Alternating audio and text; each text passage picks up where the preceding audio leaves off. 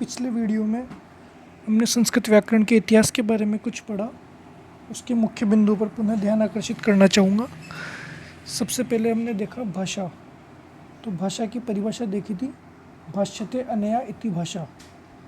फिर उसके बाद में देखा हमने व्याकरण, वी प्लस आंग प्लस कर धातु प्लस ल्युट प्रत्यय, इससे मिलकर के व्याकरण बनता है, जिसकी परिभाषा होती है व्याक्रियन्ते व्युत्पाद्यन्ते शब्दा अनेन इति व्याकरणम।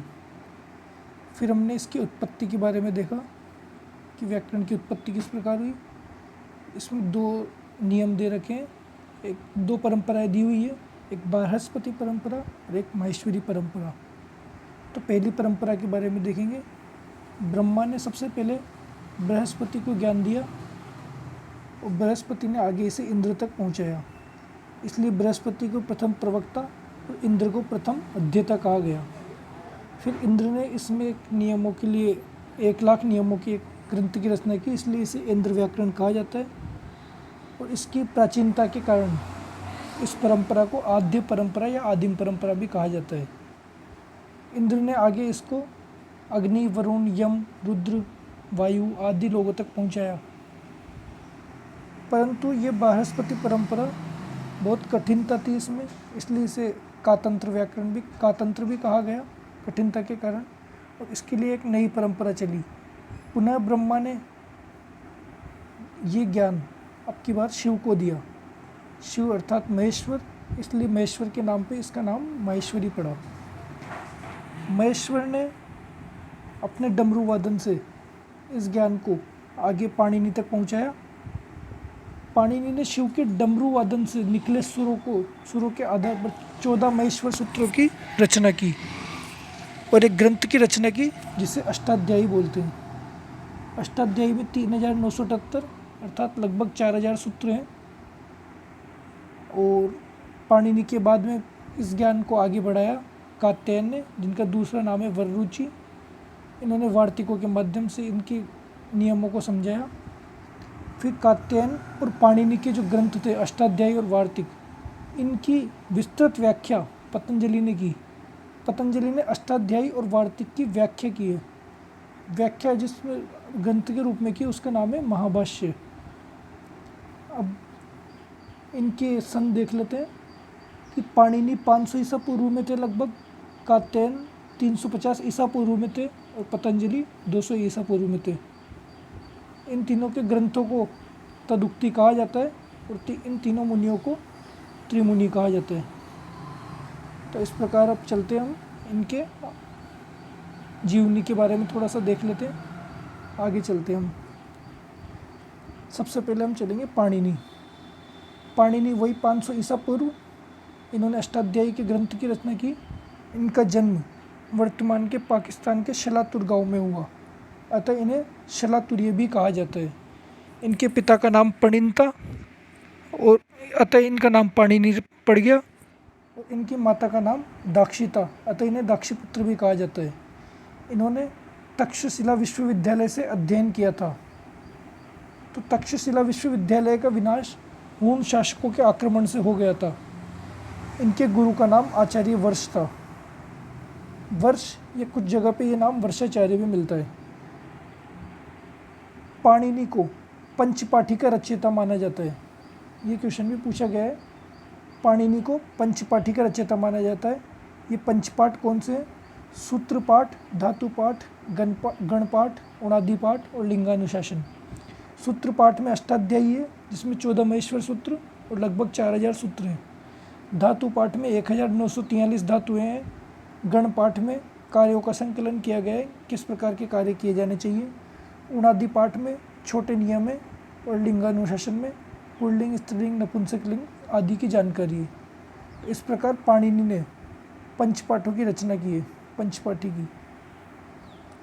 पाणिनि ने अपना विषय उत्सर्ग और अपवाद के रूप में प्रस्तुत किया। यहाँ पे जो सामान्य ये बड़े नियम हुआ करते थे, उनको उत्सर्ग कहा गया, और जो विशेष या छोटे नियम थे, उन्हें अपवाद कहा गया। पाणिनि के अष्टाध्यायी के बारे में भी कुछ विशेष जानकारी ले लेते हैं। अष्टाध्यायी, जैसा कि नाम से ही पता लग रहा है कि इसमें 8 अध्याय हैं। प्रत्येक अध्याय में 4 पाद हैं। अतः इसमें टोटल 32 पाद हो गए, 8 इंटू 4, इस तरीके से इसमें 32 पाद हैं। अब जो इसमें स्टार्टिंग के 7.25 अध्याय हैं, उन 7.25 अध्यायों में इनको सिद्ध माना गया है, अतः इसका नाम है सपाद सप्ताध्यायी। ये पहले से ही सिद्ध है, इन्हें कोई सिद्ध किसी चीज़ से सिद्ध करने की आवश्यकता नहीं है। तो इसमें 7 से 1/4 अध्याय हैं, अर्थात इसमें 29 पाद हो गए। टोटल 32 पाद थे 8 अध्याय में, तो 7.25 में 29 पाद हो गए। इसके आगे जो बचा हुआ 3/4 अध्याय है, इसके अंदर मतलब 3 पाद ये असिद्ध माने गए हैं। 7.25 अध्यायों को सिद्ध माना गया है और उसके बाद का जो अध्याय है उसे असिद्ध माना गया है। अब इसमें अध्याय किस प्रकार के होते थे, इसका जो अष्टाध्यायी है उसमें ग्रंथ में इस प्रकार से दिए जाते थे कि जैसे कि कोई नंबर दिया हुआ है 1 2 3, इसका मतलब है पहले अध्याय के दूसरे पाद की तीसरा सूत्र, ये क्रम होता था। अध्याय, फिर पाद संख्या, फिर सूत्र संख्या, इनके क्रम के आधार पर ये दिए जाते थे। अब अष्टाध्यायी का पहला सूत्र, ये इम्पोर्टेंट सूत्र है, क्वेश्चन एग्जाम में इस एज इट इज़ पूछा जाएगा कि अष्टाध्यायी का पहला सूत्र वृद्धिरादेश और अंतिम सूत्र है अ। ये अष्टाध्यायी के सूत्र हैं। इसके बाद देखते हैं पाणिनि से पहले, पाणिनि के पहले कुछ मुनि हुआ करते थे। पाणिनि पहले तो मुनि थे नहीं, संस्कृत व्याकरण के कुछ और पहले भी मुनि हुआ करते थे। तो पाणिनि ने अपने अष्टाध्यायी में जो उनसे पहले के जो आचार्य हुआ करते थे उनका नाम दिया गया है। इस प्रकार इसमें 10 आचार्यों के नाम हैं। उस ग्रंथ से ही हमें पहली बार लिखित रूप में उन मुनियों के बारे में, उन आचार्यों के बारे में पता चलता है। अतः पाणिनि के अष्टाध्यायी में कुल 10 आचार्यों के नाम दिए गए जो कि उससे पहले हुआ करते थे। इसके बाद में आते हैं पाणिनि के बाद में 350 ईसा पूर्व में आते हैं कात्यायन, जिनका दूसरा नाम था वररुचि। इन्होंने वार्तिकों के माध्यम से अपने अध्यायों को समझाया। पाणिनि के विषय में संशोधन प्रस्तुत करने तथा नए विषयों को जोड़ने के लिए लगभग 1500 सूत्रों पर 4000 से 5000 वार्तिक कात्यायन ने लिखे। ये एग्जैक्ट पता नहीं है कितने लिखे थे, क्योंकि ये वर्तमान में इनमें से 836 वार्तिक ही व्यवहार में प्रयुक्त है। वार्तिक के नाम से कोई स्वतंत्र ग्रंथ नहीं है। हमें सभी वार्तिकों का ज्ञान पतंजलि के महाभाष्य से ही प्राप्त होता है। पतंजलि के महाभाष्य में वार्तिकों के अंत में वाच्यम, वक्त्यम, उपसंख्यानम आदि शब्दों का प्रयोग किया गया है, जैसे कि तेषाम वाच्यम, तेषाम वक्तव्यम, इस तरीके से। तो उनसे पता लगता है कि ये सब कात्यायन के वार्तिक हैं। और कात्यायन दक्षिण भारत के रहने वाले थे।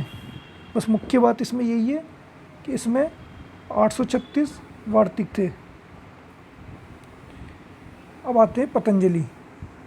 पतंजलि 200 ईसा पूर्व में थे। इनका ग्रंथ था महाभाष्य।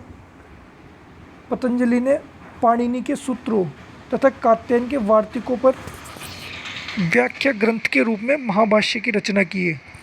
मतलब पतंजलि ने सिर्फ उनके पाणिनि और कात्यायन के जो ग्रंथ थे उनकी व्याख्या की है। एक तरह से सूत्रों और कात्यायन के वार्तिकों की व्याख्या, इस जो ग्रंथ बना इसी को महाभाष्य कहा जाता है, महाभाष्य नाम का ग्रंथ। अब महाभाष्य का विभाजन आहनिकों के रूप में किया जाता है। आहनिक क्या होते हैं? एक दिन का जो किया गया कार्य होता है वो आहनिक कहलाता है।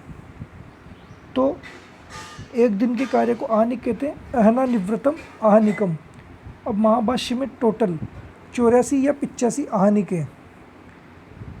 तो इससे ये पता लगता है कि महाभाष्य कुल 84 या 85 दिनों में लिखा गया है आहनिकों से। क्योंकि पहला आहनिक एक, जैसे वर्तमान में जैसे डेट डालते हैं, दिनांक डालते हैं स्टार्टिंग में, उस प्रकार से उस समय आहनिक डाल करके इन्होंने महाभाष्य की रचना की है।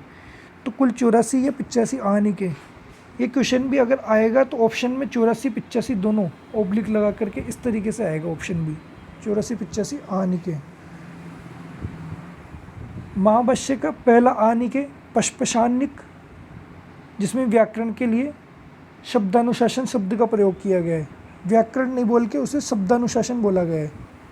महाभाष्य प्रश्नोत्तर शैली के माध्यम से संवादात्मक रूप में लिखा गया है, अर्थात महाभाष्य ग्रंथ में कोई सूत्र डायरेक्ट नहीं दिए हुए, उसमें पहले इन्होंने पतंजलि ने खुद ही एक प्रश्न बना के लिख दिया कि ऐसा होता है, ऐसा क्यों होता है, फिर खुद ही उसका उत्तर दे दिया। तो ये है प्रश्नोत्तर शैली, इसमें ये महाभाष्य लिखी गई है। अब आगे चलते हैं। माहेश्वरी परंपरा को पुनः दो भागों में विभाजित किया जा सकता है। पहला है अष्टाध्यायी क्रम। इसमें क्या होता है कि अष्टाध्यायी के सूत्रों को जिस क्रम में दिए गए हैं उसी क्रम के अनुसार उसका अध्ययन किया जाता है। इसे प्राच्य व्याकरण भी कहते हैं। मतलब एक ये पुराना तरीका है, जिस क्रम में दिए हुए हैं उसी क्रम में इसका अध्ययन करना। उसके बाद में अब जो नया क्रम चल रहा है वो है प्रक्रिया क्रम। प्रक्रिया क्रम में क्या है, जिस सूत्र की पहले आवश्यकता है उसको पहले पढ़ा दिया करते हैं, उसको पहले काम में ले लेते हैं, उसको पहले उसका अध्ययन कर लेते हैं। तो मतलब अपनी आवश्यकता के अनुसार सूत्रों का क्रम रख करके अध्ययन करना उसका प्रक्रिया क्रम का अध्ययन है। अतः इसे नव्य व्याकरण कहा जाता है। तो नव्य व्याकरण में 3 प्रकार के सिद्धांत कौमुदी दी गई है। पहली व्याकरण सिद्धांत कौमुदी जो भट्टोजी दीक्षित ने दी है, फिर है मध्य सिद्धांत कौमुदी और लघु सिद्धांत कौमुदी, ये दोनों वरदराज ने दी गई है। अब इसके बाद में हम आगे पढ़ेंगे कल।